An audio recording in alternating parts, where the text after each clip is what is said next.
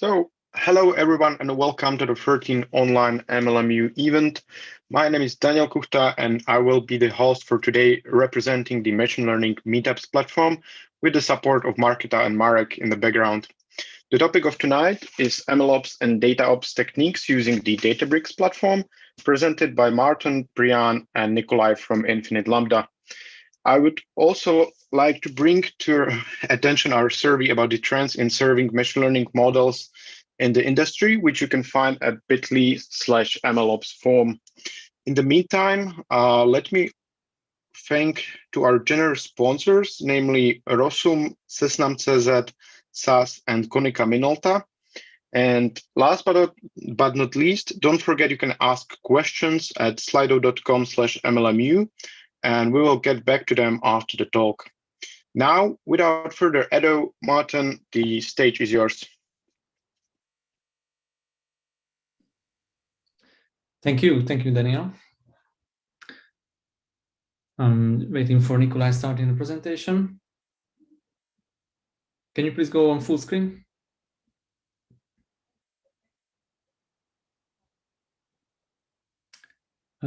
Top right corner, present.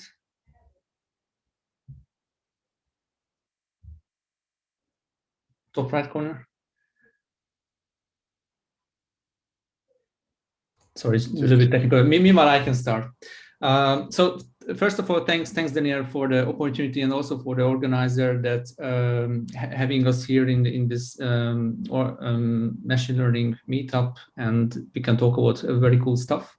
So I'm Martin. I'm the CTO and the co-founder of Infinite Lambda, and here we have as well in this presentation Priyan, who is a machine learning engineer, and also Nikolai, who is a DevOps engineer, who's going to basically give us answers for very, very exciting topics, what I'm going to just set up soon. But before I go there, I would like to just a little bit intro the agenda. I don't know if you can, Nick, share your screen now. That's, yeah, exactly. Sorry. I'm still, you are not full mode. For some reason, doesn't allow me to. I tried with the full mode, but doesn't work, which I'm really sorry about. Priyan? No, okay, interesting, because that's normally work. Okay, all right. Let me start then. So can you move to the next one, because I'm already past this one. So let me start with the agenda. So I would like to start with an introduction about Infinite Lambda. Like every good member of a community, we would like to start with an introduction. This is our first, basically, event in this meetup series, and we just would like to give a little bit of intro about ourselves, and by the way, why we are here, why we are presenting today. Also, after that, I would like to basically set up the scene. Basically, I would like to set up like a problem statement or a big picture about what normally, machine learning and data-related projects are suffering nowadays.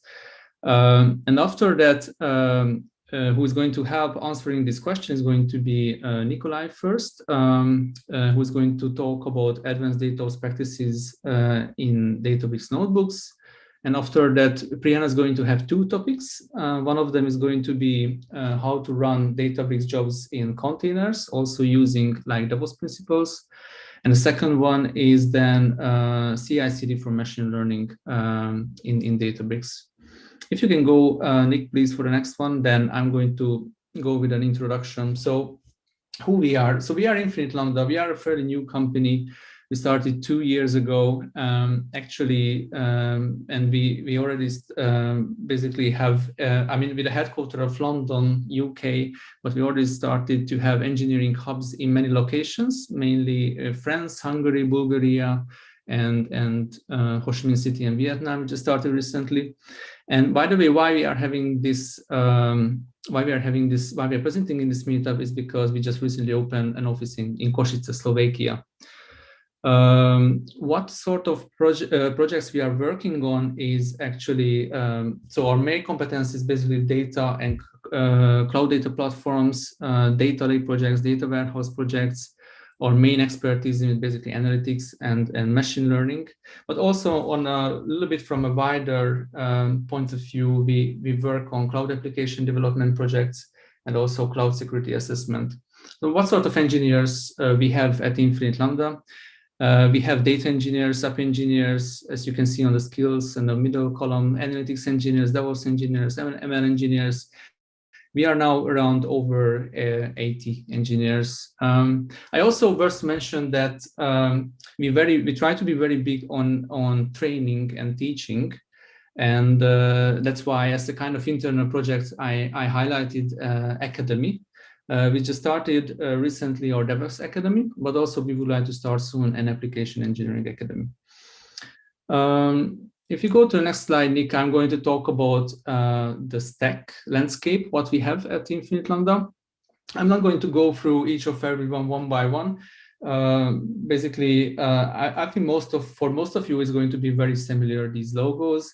Maybe I'm just going to highlight one, which is Databricks, because in this talk, we are going to use MLOps and DataOps techniques using that platform. So mostly you are going to hear from that one, but obviously it has its own ecosystem. So you are going to hear other sort of technologies as well during this presentation.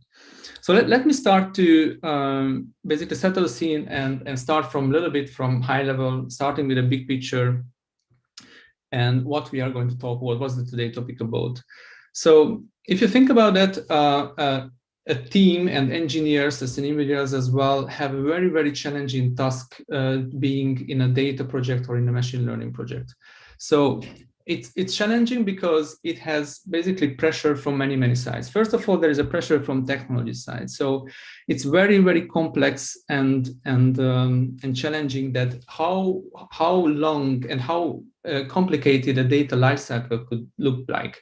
So as you can see on the first row of this logical model of diagram, like how from the left side to the right side, from the source where the data is generated, how is it going to be ingested to different systems and then cleaned and modeled, and which is basically the data lifecycle on its own, and how is it entering into the machine learning lifecycle itself, which is feature engineering, training the model, testing the models, and after that serving it as a machine learning model, right? So it has so many stages, so many different skill set needs to be applied. And also in the second row, we can see that so many technologies has to be used. Again, like emphasizing here in the middle, Databricks, we are going to focus on that one, but it has so many, as an ecosystem, it has so many dependencies on other technologies. So these are only from just the technology aspect, but there is another aspect as well. There is the business push always, as always, right? We cannot afford, a quality under a certain threshold. So basically, we have to be very, very conscious on security. Why is it like that? It's because we're talking about data and machine learning projects, basically talking about softwares which using data as a core. And sometimes this data is very, very sensitive for companies. So security is almost one of the first class principle we have to follow. And how is it going to apply on our speed is actually like almost the higher quality we try to achieve, the slower velocity.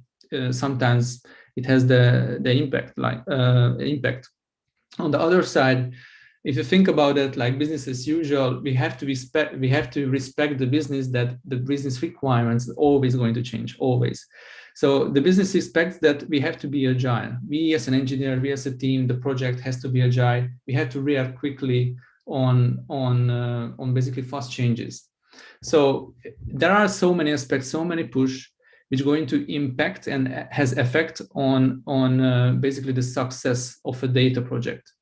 What is the measurement or what is the main KPI for data success?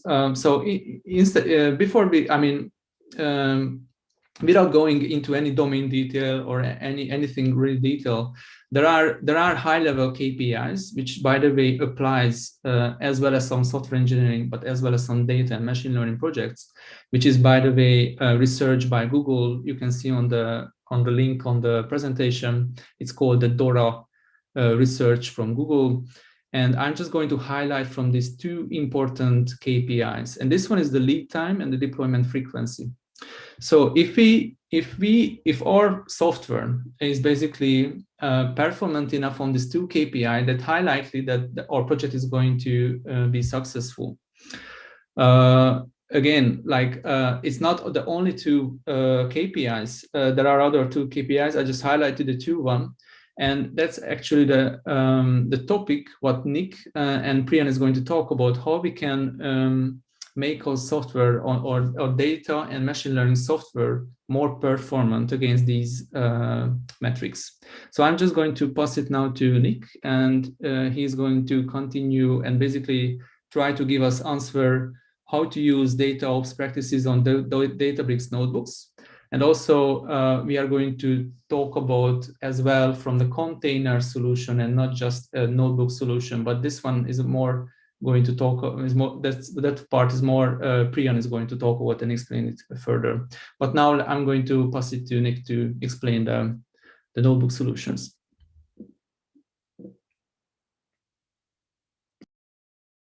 Nick, you are muted. Can you hear me now? Yes. Yeah, should be okay. Thank you, Marcy. Hello, everyone. Thank you for having me here. My name is Nikolai, and today I will talk to you about DataOps. Before jumping into DataOps and MLOps, I would like to explain what DevOps is. I believe it's important explaining this because DevOps is a complex concept that at times can be misunderstood. So DevOps is a culture, or as I would like to say even better, it is a mindset that helped us speed up the process of delivering values to our customers. Some of the key or the core DevOps principles are effective collaboration across teams, segregation of environments, using version control of all development artifacts, continuous feedback, and have infrastructure and configurations code in a repeatable and scalable manner. However, in order for the DevOps implementation to be successful, we really need everyone to have this mindset. This being said, DataOps, we can now discover what DataOps really is. DataOps, or data operations, brings together DevOps teams with data engineering and data science roles, where together they provide the tools and processes in order to support a data-driven enterprise. DataOps borrows a lot of the principles from DevOps, such as cross-team collaboration, shared knowledge, shared responsibility, in order to achieve faster business goals, because at the end of the day, that's what we really want. In DataOps, we apply DevOps principles to data analytics. A lot of the work we do revolves around data ingestion, warehouses with complex schema deployments, as well as Looker ML automated deployments to Looker or any other BI tool you might be using. Some of the main goals of DataOps are to improve the quality of the data, as well as reduce the lead time, as Marcy said, of the data analytics. MLOps, on the other hand, has similar features, but is oriented towards machine learning development, where we naturally have more learning. My colleague Priyan will share more knowledge about MLOps later in this presentation. Moving forward, I've prepared a presentation to show you. But before we jump into the presentation, I would like to give you some context on Databricks and Airflow.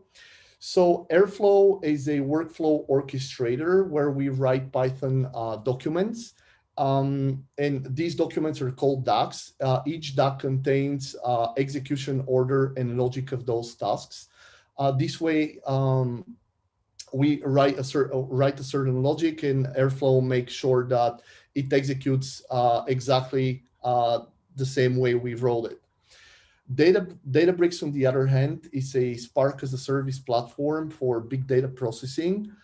Databricks allows us to develop our machine learning models and also takes away from us the burden of maintaining Spark clusters in our data center, which it's a huge benefit. The way we made this demo that you're going to see, we integrate Airflow and Databricks together simply by invoking and creating Databricks clusters and jobs from Airflow in order to run our notebooks. The benefit, by the way, of using this approach is that we decouple the solution and it allows us to have more complex dependencies and logic. So let's now jump into the demo and see DevOps principles in action. So this is a brief overview of what I'm going to show you in the demo. So basically, every single developer has its own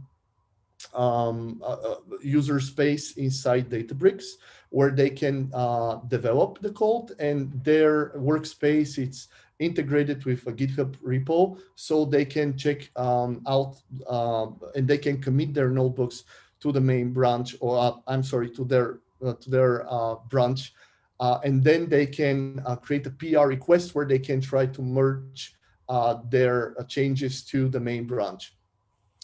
Now, the PR request itself is the main gate between the stage and the production environment, where as soon as we create a PR, when we're happy with our changes and we feel comfortable that they can go in production, we create a PR request, and the PR basically spins up a pipeline, and that pipeline takes your notebooks and sends them to a staging workspace inside Databricks, where some more tests can be performed either manually or with automated tests. And as soon as we're happy with the results of those tests, the responsible either team lead or a more senior colleague of ours can approve this PR, and then we can merge the changes to master.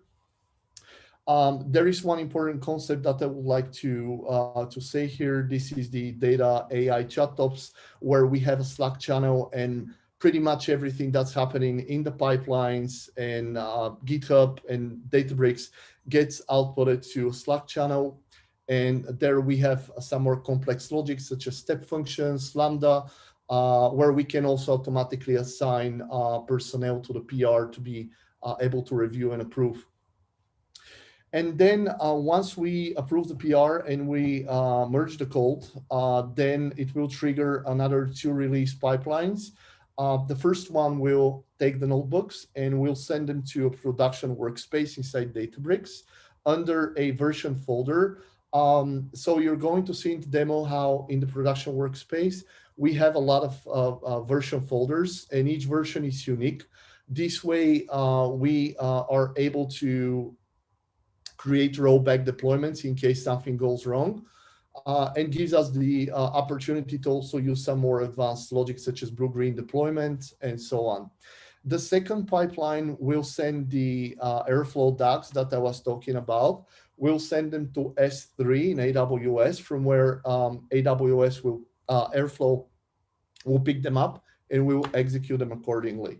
So the main branch is the one-to-one mapping with the production workspace. So there shouldn't be any drift between them because the main branch is the single source of truth for us. Moving on the next slide, here you're going to see that the pipeline, when we merge the code, the pipeline will update a version variable inside Secret Manager. And it will send as I said, we'll send the DAGs to S3, from where Airflow will be able to pick them up and execute the DAGs. As soon as Airflow execute the DAGs inside will try to fetch the secret from the Secret Manager, where we keep the current version of the release. And that way we'll know under which folder inside the production we'll find the notebook that we've just pushed. This way, as I said, we can also implement rollback, because if we're not happy with the changes, we can simply update this variable with the previous version of one of the previous releases, where we have also folders for every single release. So it's just enough to put the version here, and Airflow on the next run will pick up the new version and will basically execute notebooks from that specific version. So just now I'll show you the, sorry, to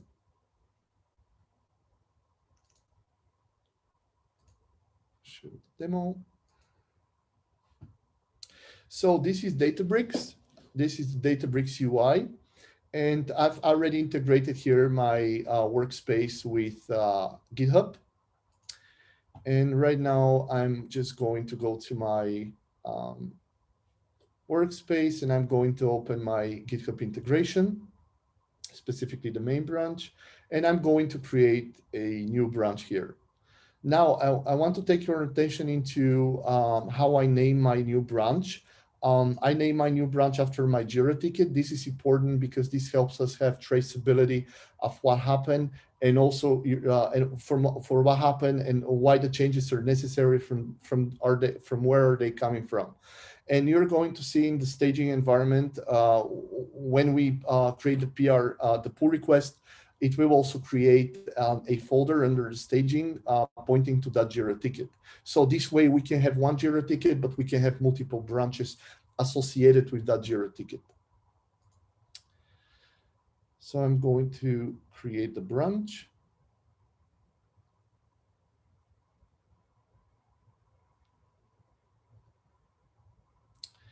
And as soon as the branch is created, I'm just going to create a notebook.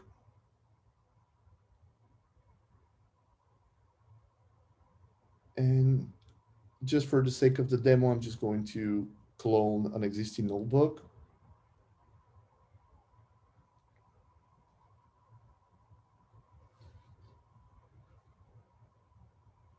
And then I'm going to attach a cluster to it, and then I will run it just to make sure it meets the criteria and that I'm happy with the results.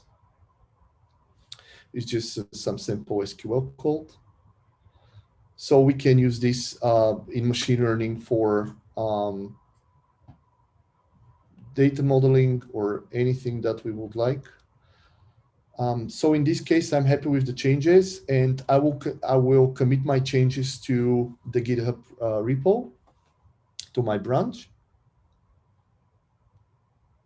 And as soon as I do that, I can go to my IDE, and I can now create, inside my branch, I can create my Airflow DAC.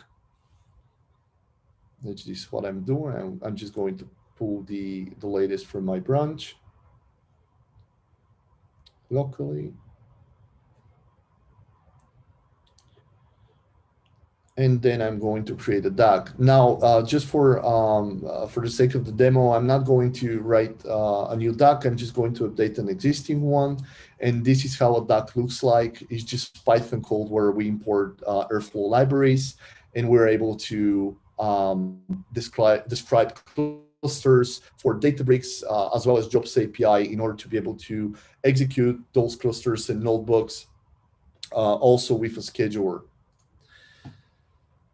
And now I'm going to change the name of the notebook that I would like to execute in this case. It will be my new notebook.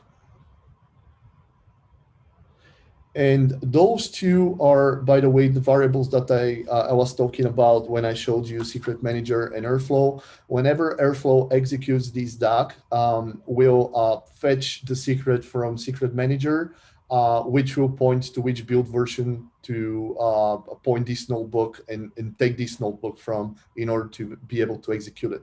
Because as I said, every single release has its own number. And this is how we differentiate between the different releases. And now I'm going to commit the changes back to my repo.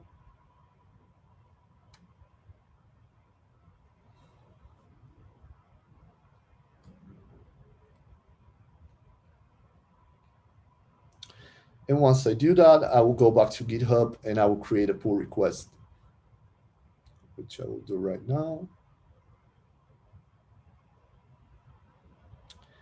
Here I create a pull request. And as soon as I click the create pull request, it will trigger the pipeline, the stage pipeline, where it will send the notebooks to the staging workspace in Databricks. This is what is happening right now.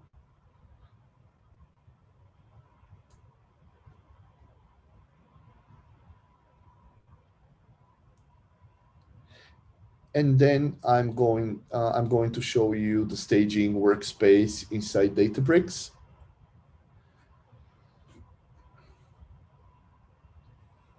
So this is the staging workspace, and as you can see, we have the Jira ticket automatically created as a folder, and inside we're going to find our branch, and then we will find our notebook. I'm going to trigger the notebook once again, just to make sure that I'm happy with the results and all of that. Again, you can implement here some more automatic logic with some statistical tests or any other data analytical tests that can catch any errors or just to verify that everything is running as it should.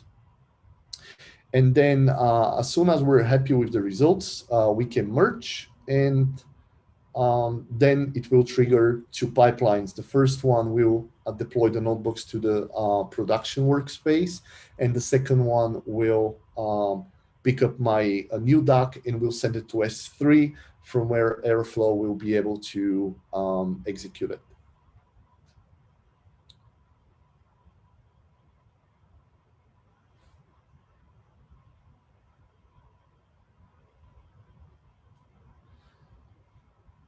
It will also update the variable inside Secret Manager with the current release number and version.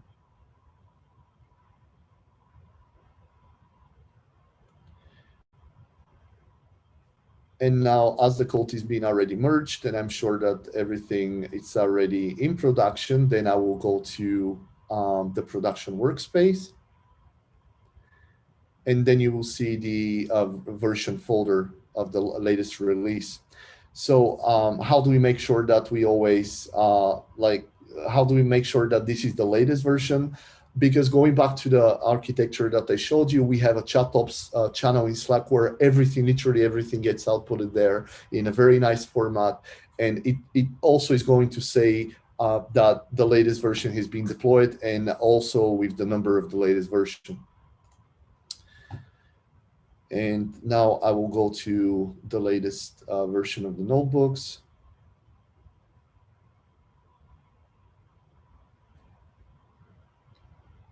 And I will find my new notebook in production. So the next step for me will be to go to Airflow. And just to show you Airflow, this is the UI of Airflow. In this project specifically, we chose to use Airflow on AWS as a managed service. However, we're also very big fans of using Airflow on Kubernetes because it provides us with the ability to be cloud agnostic. Airflow, it's really amazing and has a lot of integrations and a lot of cool features as well. So now I'm going to find my DAG, which is this one, the one that I updated with the notebook name. And then I'm going to manually trigger that DAG because I don't want to wait. And then I will open, after triggering it, I will open the logs of that DAG because I would like to see the output of it and to see if it runs successfully. And it did. This is the output of the DAG. So it managed to trigger the Databricks notebook for me. Now, because those logs are extremely important, we want to keep them somewhere secure, and we also want to implement some more advanced logic on top of that. So that's why we integrated CloudWatch with Airflow, and we're sending all of the task execution logs to CloudWatch, where we can have filter implemented for some kind of alarms based on some threshold, where we can, based on that, we can then trigger steps function or Lambda function and take some actions based on some failure or some specific pattern inside our models, machine learning models. So I'm just going to open those logs, and I'm going to see the same logs that I've seen in inside Airflow.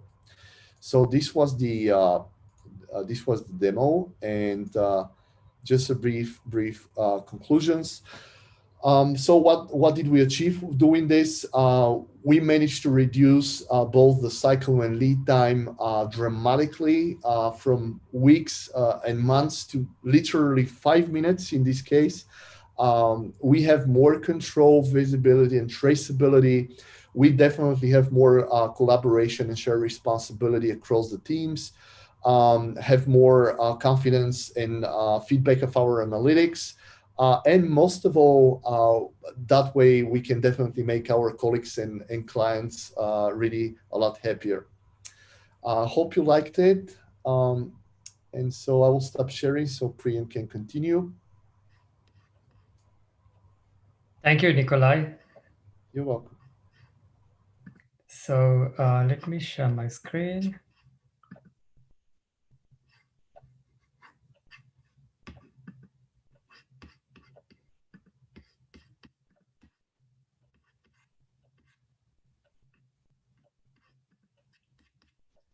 Hello, everyone. My name is Priyan. I'm a data engineer working with Infinite Lambda, and I'm very happy to be here making this presentation today with you guys.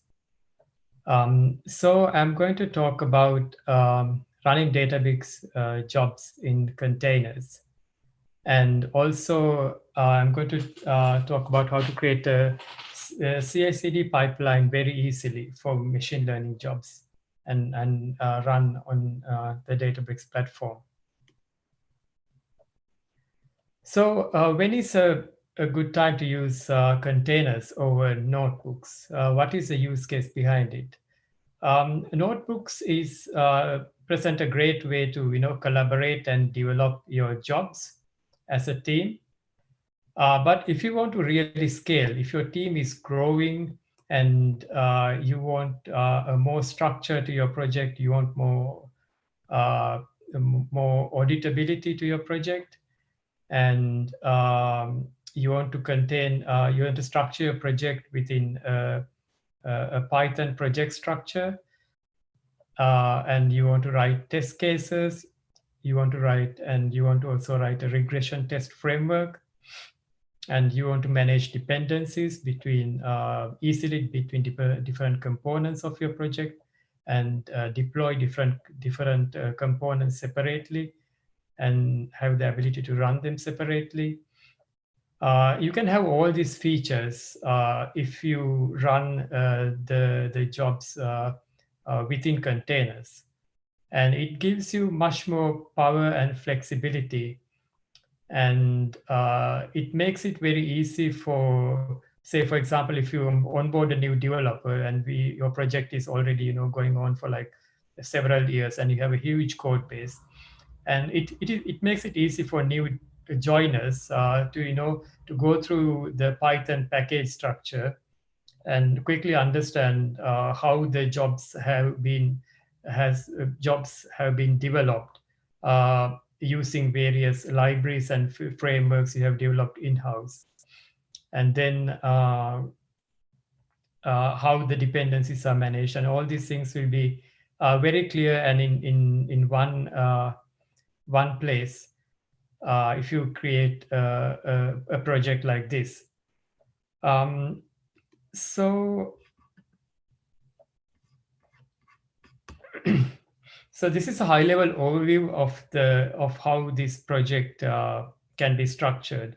Your code base will consist of PySpark jobs and test cases, and also a couple of configuration files, a build file, a Docker image file, and some more configuration files, but these are the most important. And then you need a CI/CD system, a CI/CD tool like GitLab, or maybe it can be a different tool, but we choose GitLab. And using the CI/CD tool, you can run a CI/CD pipeline. You can run the tests, you can build, you can package and build your project, and then you can package that project as a wheel project into a Docker container, and then push it into a repository like Docker Hub. And then you can create a Spark cluster using the Databricks REST API. And then you can run a job, or you can schedule a job, again using the REST API. So all this can be done through the CI/CD pipeline. So this is a kind of a breakdown of the technical steps, and we have written a blog post about this, and if you go to the blog post, we can see these steps in much more detail, all of these steps, step by step. So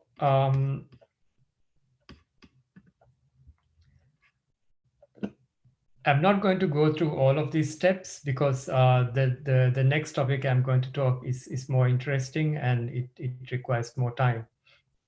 So, but please, I invite you all to visit our website and read the blog post.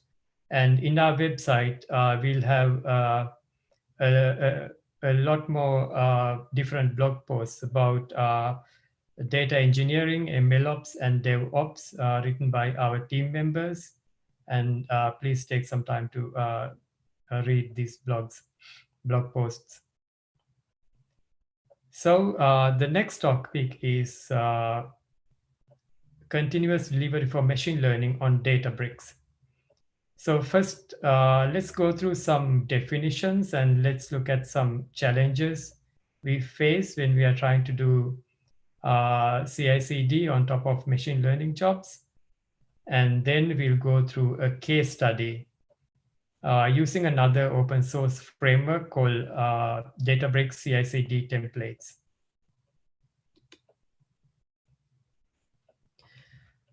I found this definition in a research paper by Asato, Wilder, and Windhauser.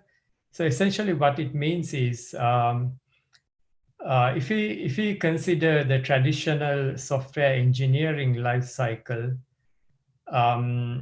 if we have a specification and we develop the software according to that specification, we can measure it, and we can test it, measure it, and we can understand that this piece of software has been developed according to the specification or not.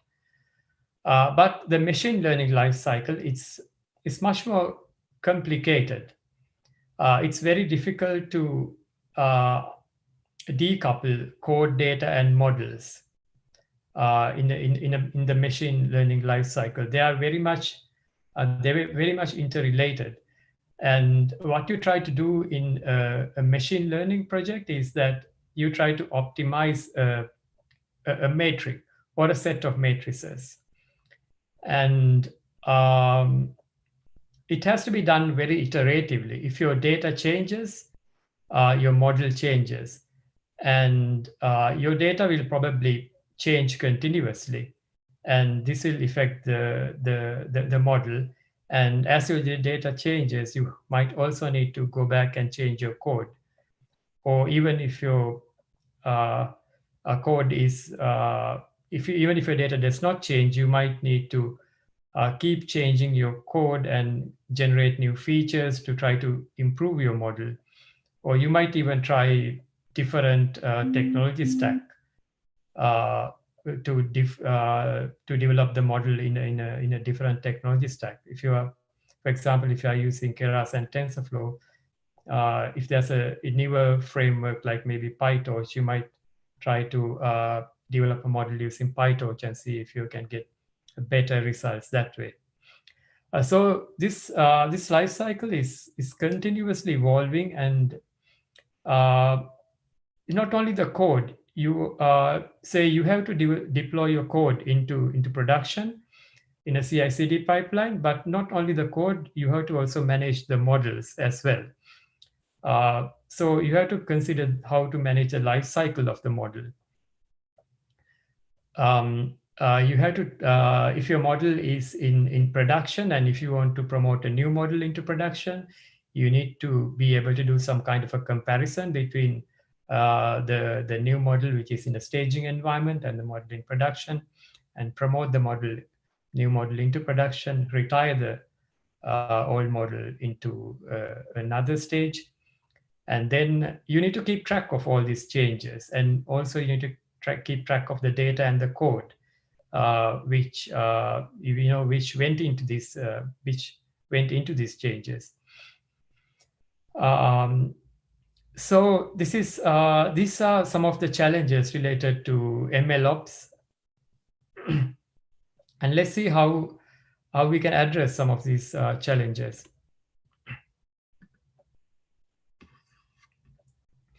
So if you take a step back into notebooks, say if you are a data scientist, for example, you develop your machine learning pipeline in a notebook, you get it peer reviewed.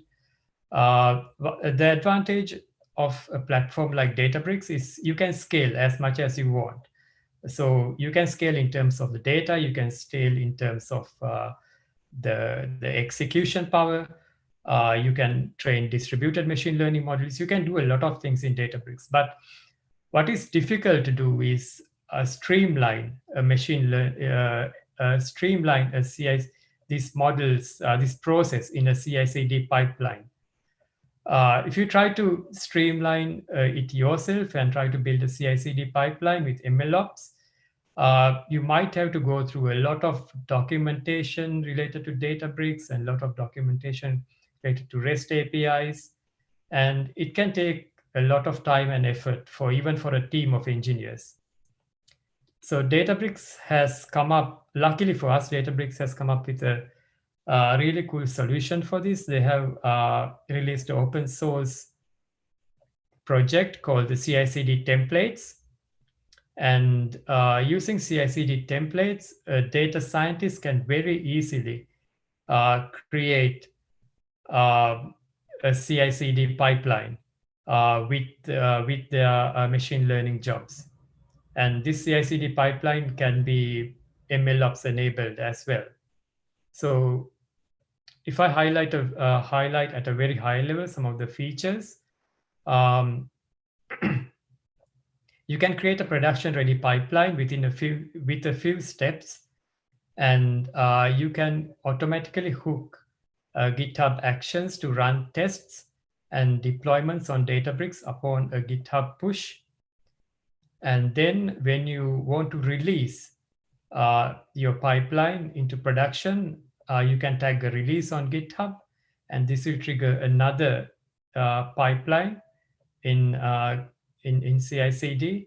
It can be GitHub Actions, which will deploy your jobs and schedule your jobs in Databricks.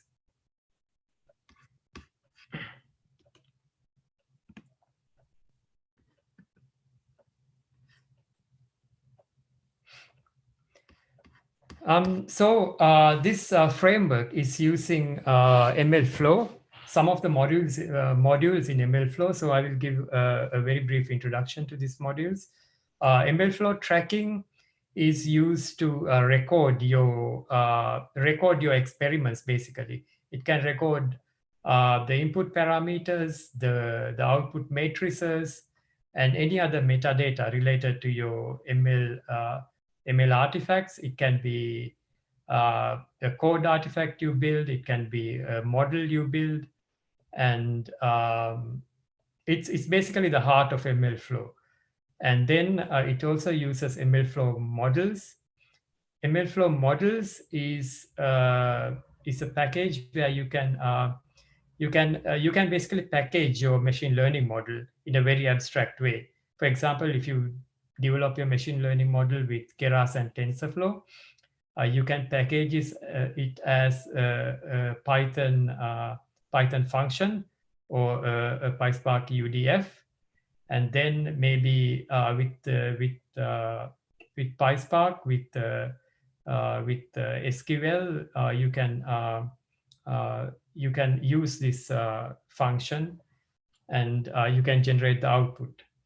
And you have a lot of flexibility with this kind of a package, because even if the underlying model changes, you don't have to change the interface. For example, you can upgrade your model later, and you can even change the technology of the model. If it's a TensorFlow model and later you find a better technology to develop your model, you can change that model using the newer technology, but your interface can remain the same. And then also the model registry, which can be used to manage the life cycle of the model. So let's see how we use this project. You can use cookie cutter, like what I'm showing you now, to create a sample project to encapsulate your machine learning pipeline. And it supports 3 cloud environments. You can pick between Azure, AWS, and Google Cloud. And it also supports 3 CICD tools: GitHub Actions, Azure DevOps, and GitLab. The example I am showing you is AWS and GitHub Actions. So I'm going to, the next steps you need to do is you need to push the code into the repo, and then you have to configure the secrets, the Databricks secrets, the host and the Databricks token, which you have to get from your Databricks environment. And with these secrets, the GitHub Actions pipeline can communicate with Databricks and deploy your modules, run your integration tests, and register your jobs. Then I will quickly go to my code base.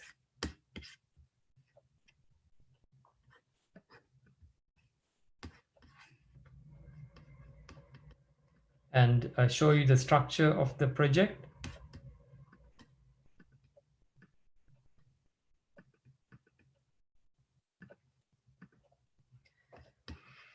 So the structure of the projects consists of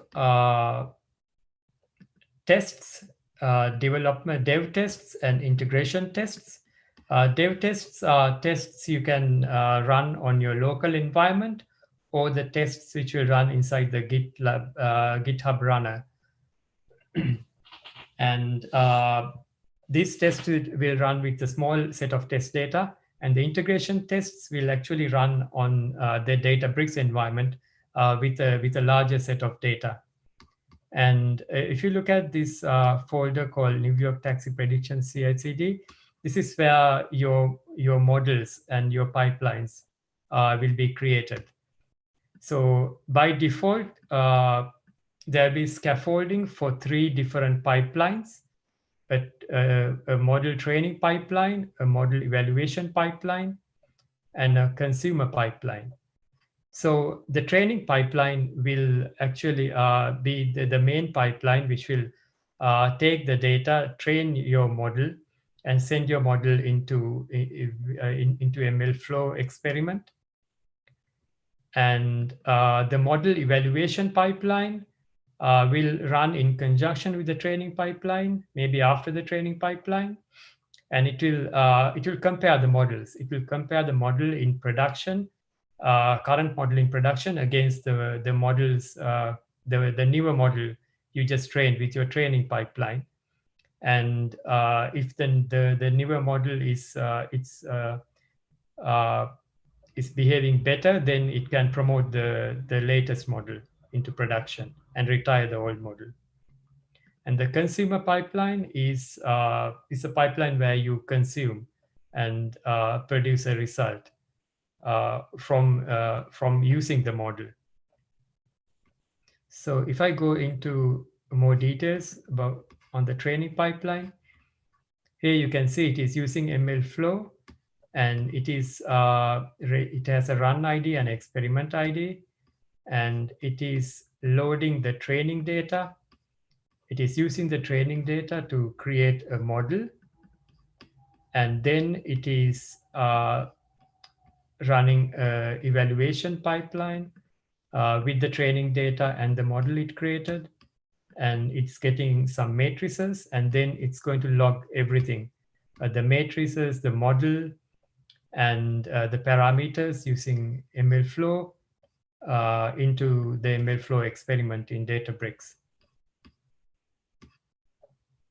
And the evaluation pipeline is a bit more complicated. It will take the current model from production, and it will compare it against the model right now, the model which you trained in the MLFlow experiment. So in the MLFlow experiment, there can be many models. It will pick the best model within the experiment based on the criteria you provide here. It can pick the best model from your experiment and compare that best model against the model in production. And if the model is performing better, it can promote that model to production. And the consumer pipeline, this is the simplest pipeline. So this is just a Python function. It will get the latest model from the production repository and load it, and it will do some evaluation using test data, or this can be real data, and then it will save it to save the results to a different location. So in addition to this, you'll see the GitHub workflows, push workflow and a release workflow. So these files, you don't have to change at all. You can just use it as it is. So you only have to worry about writing your code, and the scaffolding will be provided for these pipelines. You have to just write your code and write your logic, and then write some test cases. And if you're a data scientist, you can very easily impress your manager by creating a setup like this in no time. Okay, let me go back to the presentation.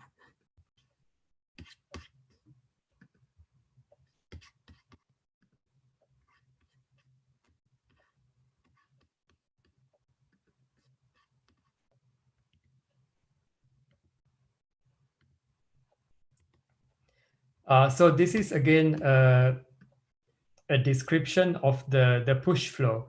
So what happens when you push the code?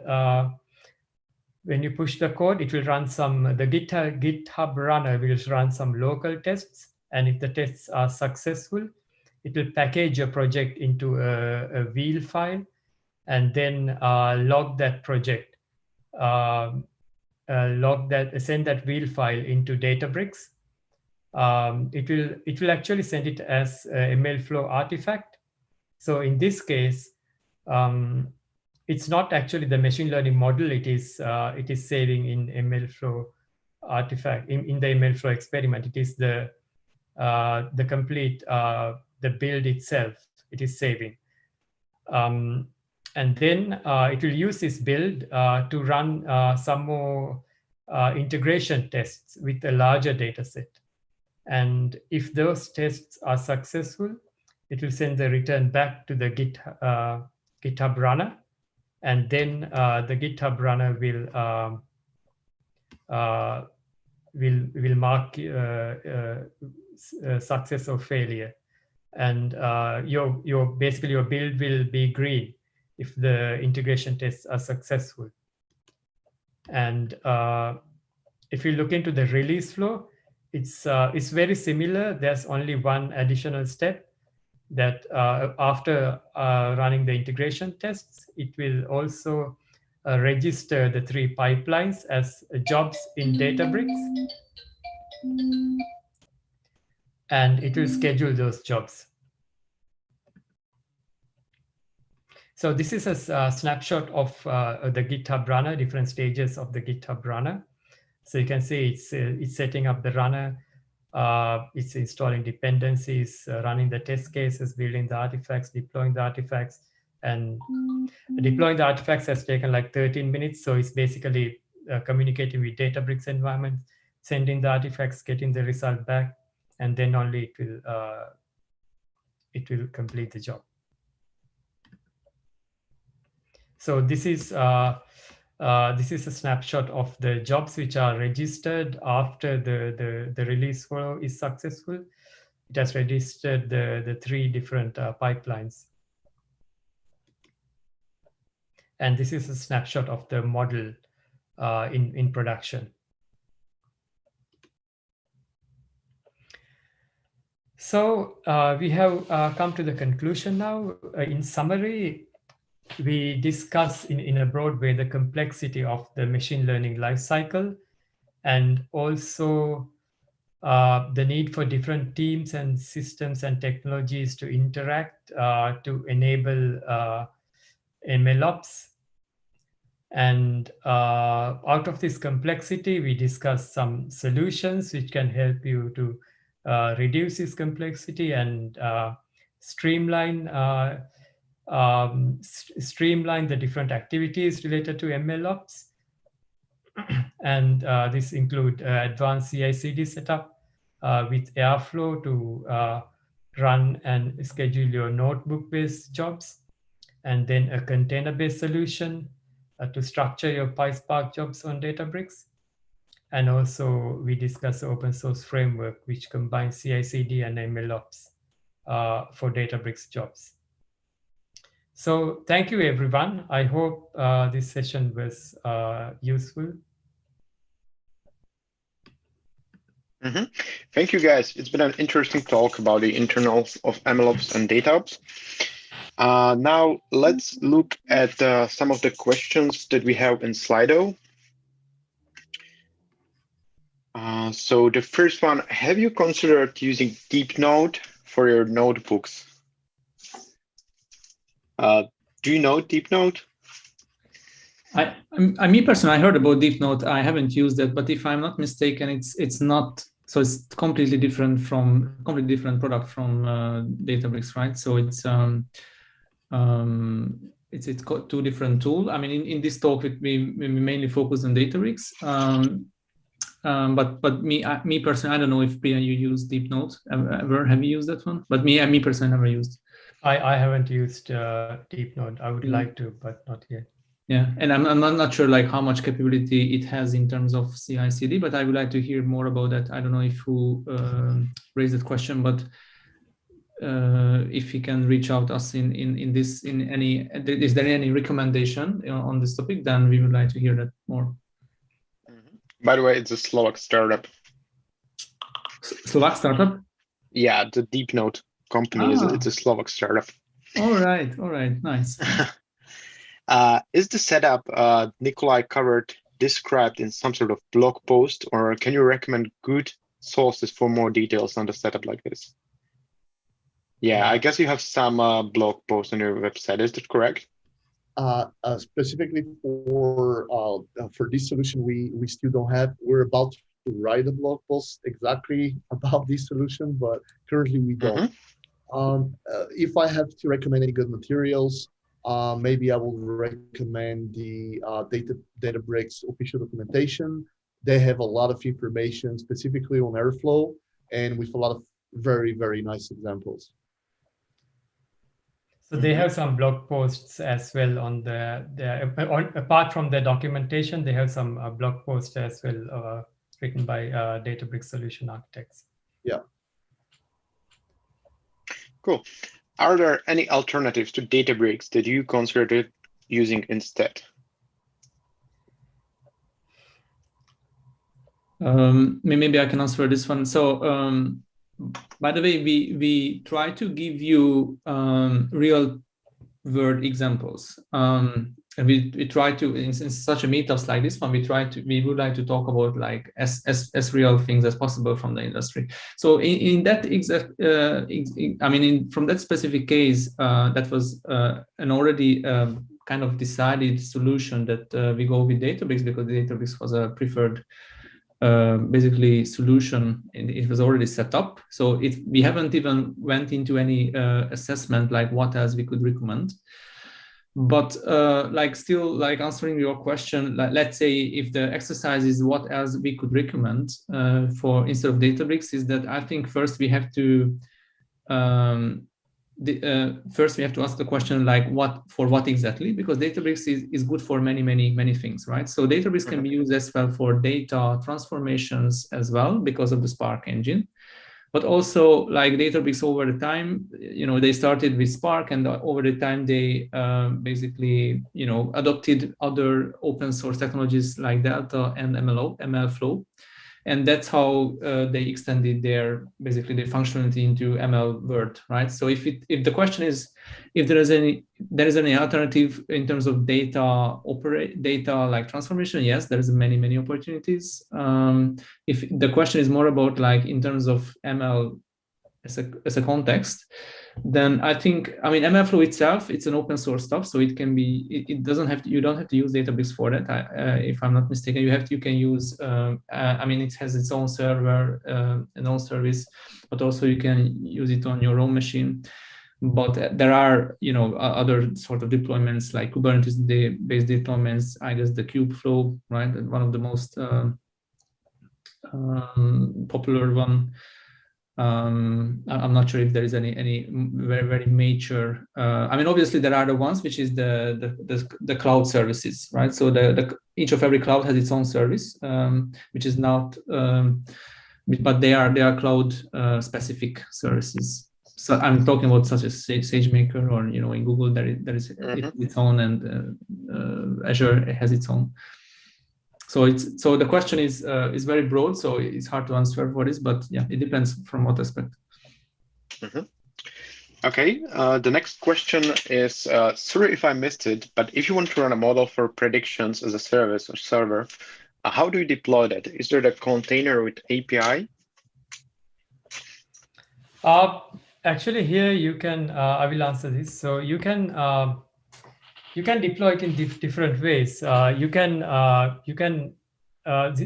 we can utilize the features provided by MLFlow.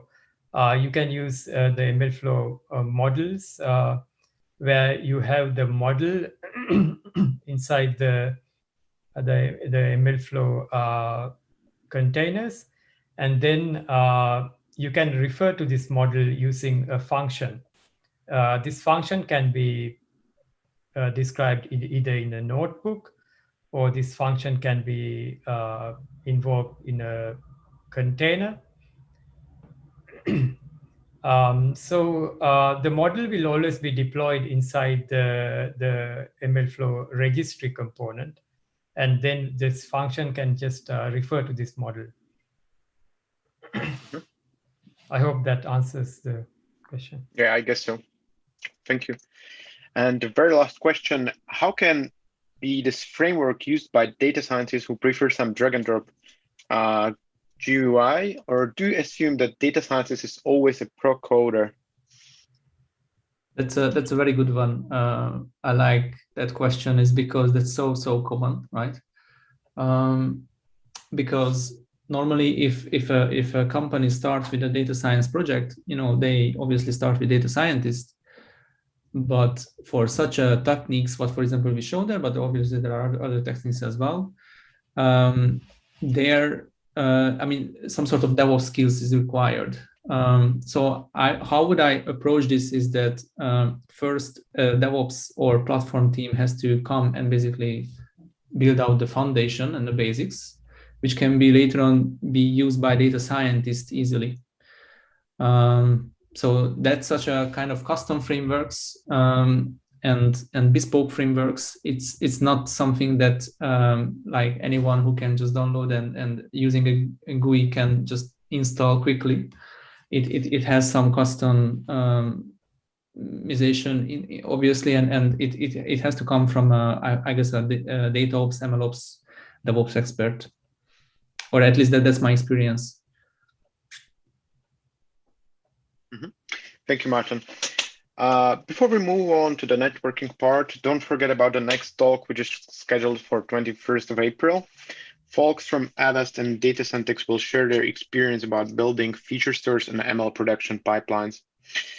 Now we'll split the call into randomized breakout rooms where you can discuss anything that you have learned today or your own project.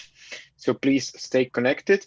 Should you have any trouble with connecting to the breakout rooms or switching between the rooms, please update your Zoom application. So thank you everyone for joining. Thank you guys, Martin, Priyan, Nikolai. And now let's move on to the networking part. Thank you, Daniel. Thank you.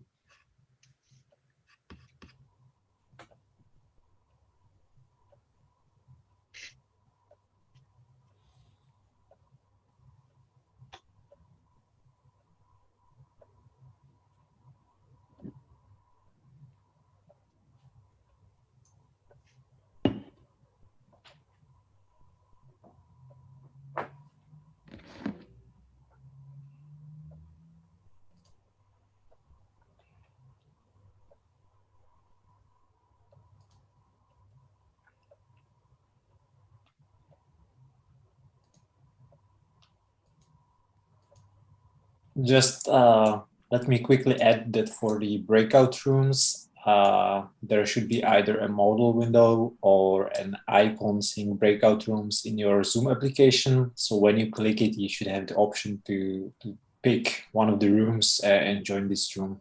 So feel free to pick one and join that.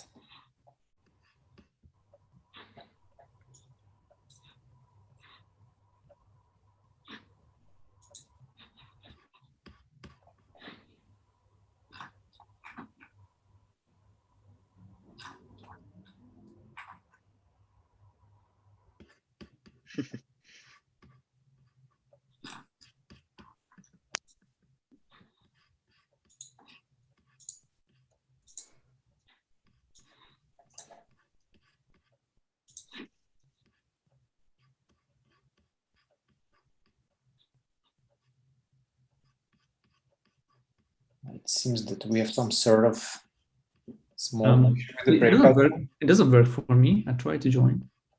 Yeah, me neither. I don't see the breakout room. Yeah, so it seems that this is kind of like a newer feature in Zoom. So let me try it in a different way, just with automatically assigning the people to the rooms. So hopefully this will work better.